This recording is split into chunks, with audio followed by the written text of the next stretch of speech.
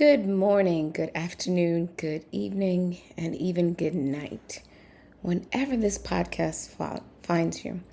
My name is Sheffrin Fitzgerald, and today we're talking about what abuse looks like. What does it look like to you?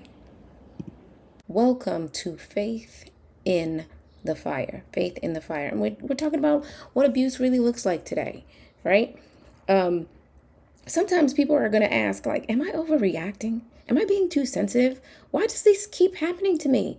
Or maybe you know that something felt off, but every time you try to explain it, somebody or your special someone decides that they want to minimize it or even spiritualize it and make you feel like you're the problem because you have an attitude. That's confusion. It's not random. And it is definitely happening in abusive relationships. Confusion, family, is actually a part of the design. Welcome to this series. I want to begin with something simple, but it's important because when I took my surveys and I asked people, what does domestic violence look like? A lot of people said bruises. Abuse is not only about physical violence. Abuse is a pattern of power, of control, of fear, of manipulation, and an erosion of self or someone, an erosion of their self. It can happen slowly, it can happen quietly, and it can happen in ways that leave no bruises, none. Yet they're going to leave some deep, deep scars and some deep wounds. So today we're naming what abuse really looks like because if we cannot name it, you're going to struggle to leave it. People are struggling and it's challenging, but now it's time to heal or help heal from it.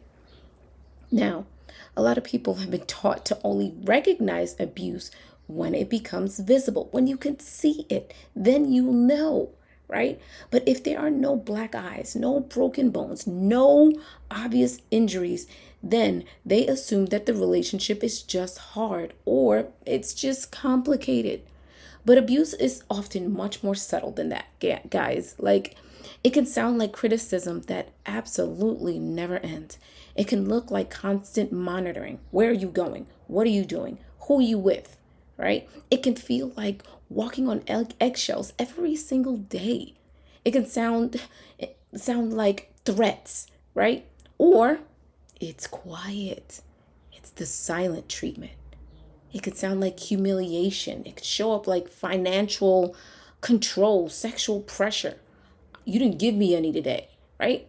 Or spiritual manipulation. Yes, family, yes. Just because they wear the cloth, just because they profess Jesus, it does not mean that they are a child of God.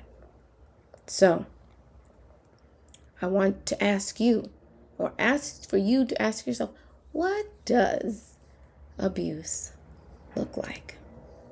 One of the biggest reasons people stay confused is because abuse is often explained away as an isolated incident, right? Someone yells once and then they apologize, right? And then acts loving the next. And then they're going to do it again. They're going to insult you this time. And they're going to say that they were just so stressed, they just snapped, they're sorry. And then someone crosses your boundary. They promise it'll never happen again.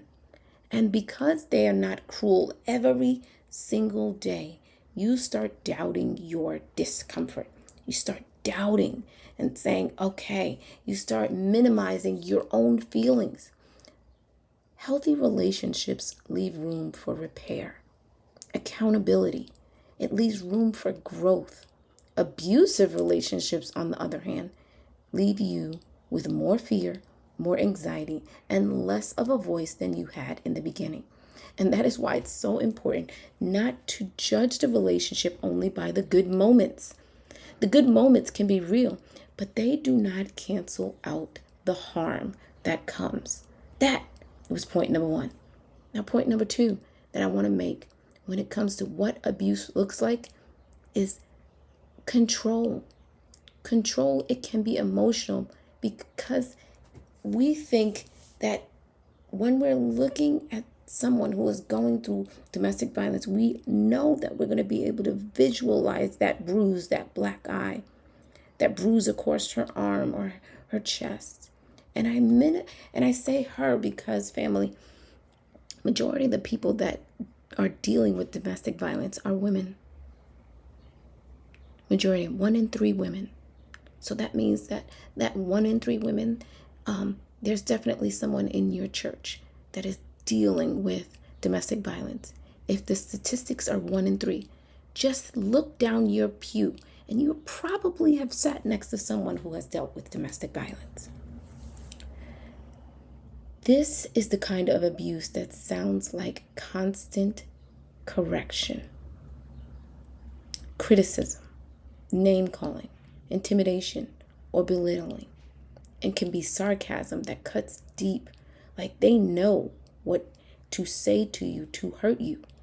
It can be a partner who always makes jokes at your expense, especially in front of their friends, in front of your family. It can be someone who says, "I'm just being honest," when really they're being cruel. Have you heard that? "I'm going to tell it like it is, and if you can't handle it, that's your problem." No, you're being cruel. Cruel. Emotional abuse also includes punishment.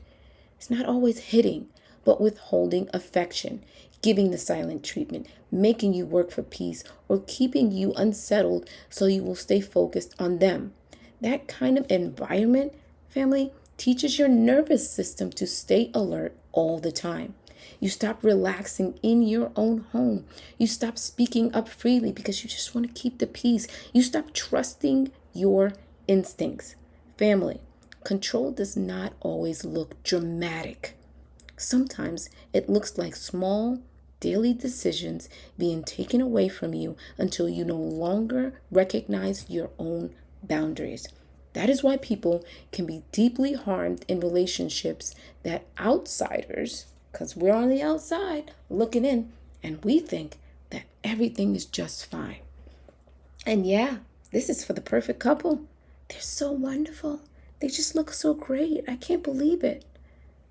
Our next point, and what domestic or what abuse looks like. Abuse often includes blame shifting. One of the hallmarks of abuse is that abusers do not stay accountable. No, no, no, no, no, no. They're not going to stay accountable. Instead of saying, "I was wrong," they say, "You made me do it." Instead of saying, "I crossed the line," they say, "You're too emotional. Get over it." Instead of saying, "I hurt you," they say, you're remembering it wrong." That is where confusion deepens, because there are some people that are, "Hey, did I absolutely get it wrong? Let me think about that." No, and there's a whole lot of word salad. Blame shifting keeps the survivor on trial, in the hot seat, all the time. You're constantly defending your reaction instead of naming the harm. And over time, the dynamic can make you question your memory, your own judgment, and even your sanity. And that's what happens. That is why many survivors, the people who are surviving domestic violence, say, "I know what happened, but I felt like I couldn't prove it." Has someone ever said that to you? Because abusers, they're going to thrive in environments where accountability is missing. When the person causing harm refuses to take ownership. When the relationship becomes a place where reality itself is unstable. Now, these people who are doing this, they know how to manipulate the situation and people. And that brings me to point number 4. Abusive people often appear charming to others. This is one of the hardest parts for survivors because abusers are not always abusive to everybody.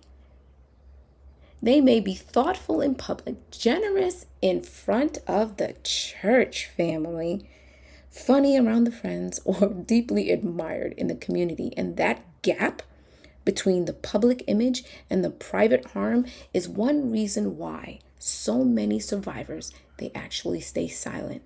They know that they will not be believed. No one is going to believe me. A person can be respected and still be abusive. They can be harmful in their home. A person can know scripture, quote it from Genesis to Revelation, and still serve others and still be manipulative in their intimate relationship. They can. Public character does not automatically equal private safety. And I need you to write that down. Public character does not automatically equal private safety. Now, this is why victims often spend more energy constantly trying to prove what happened than receiving help for what happened. I'm going to say that again. The victims, they are constantly trying to prove that something happened, that this is what is going on, than actually receiving the help for what is happening. And that is so exhausting. It's unfair and it's common. It happens. Imagine constantly trying to prove your worth. Right? Now, a last and final main point, and then I would hope that you would go back over these and take a listen once again, right? My last main point is your discomfort is information. One of the most important things that I want you to hear in this episode, because I'm talking to people who are dealing with this situation right now, who are in this situation, your discomfort is not always insecurity. Sometimes it's your discernment. Sometimes your body notices danger before your words can even explain it. Sometimes the dread, the tightness in your chest, the feeling like you can't breathe, the urge to withdraw, or the feeling that you got to keep constantly bracing yourself, right? Those are signs that you're not broken, but that something is off. You're not broken, it's off. Things are off, and your body is sensing it. So you don't have to wait until the situation becomes extreme to take action. You don't. You don't have to wait to get that understanding, because guess what? Your body is telling you. And you don't need permission to say, you know what? This is hurting me. You don't need a dramatic moment to justify your boundaries. If your peace is being repeatedly disturbed, ladies, like that matters. Sir, that matters, because men are dealing with domestic violence as well. It's not just women. Although their statistics are a little less than the women, but men do absolutely go through this as well. Abuse often begins in places where the victim is trained to ignore their own discomfort. The more you silence your inner warning signals, the red flags that you see, the more you silence them, the more you decide that you want to what is my word that I'm looking for? You want to just minimize them, right? The easier it becomes for someone else to control that narrative. And baby, they can't wait to control the narrative, right? That's your warning signs. So part of healing in learning is learning to trust what you have been trained to dismiss. So I want to leave you with two questions as you sit here. Where have I been calling something normal that has actually been harming me? What am I dealing with in my relationship, my friendship, my work environment? What have I been calling normal that has actually been harming me? And number two, what have I ignored because I was afraid of what naming it would cost me? Some people don't want to start over, and it's going to cost you a terrible relationship. But it's okay, because you can rebuild. Some people don't want to look at what is actually happening because it would cause them to take action and remove themselves from a situation that is harming them. Family, Abuse is not just a bad moment. It's a pattern that chips away at our safety, our identity, and our freedom. And if this episode stirs something in you, I want you to know that awareness is not the end of your healing, it's the beginning. You don't want to stay in it. In the next episode, we're going to go deeper into the mindset behind the abuse, the entitlement, the control, and the belief that keeps abusive behavior alive. Because once you understand their thinking, you begin to see the patterns more clearly. And once you see it clearly, you are harder to confuse. So if you or someone you know is in immediate danger, family, contact local emergency services right away. In the United States, the National Domestic Violence Hotline is available 24/7, and that number is 1-800 799 7233. Family, I don't want you stuck in this abusive relationship, abusive situationship. I was in one, and I know what it feels like. And so I'm taking the rest of my life to help educate women and men, churches, communities on what abuse looks like. And abuse, if we sit and we talk about it, we begin to see that there's more to domestic violence than just a punch in the face, a slap in the face, a scratch, a kick. It's more to it than that. I'll see you in the next episode.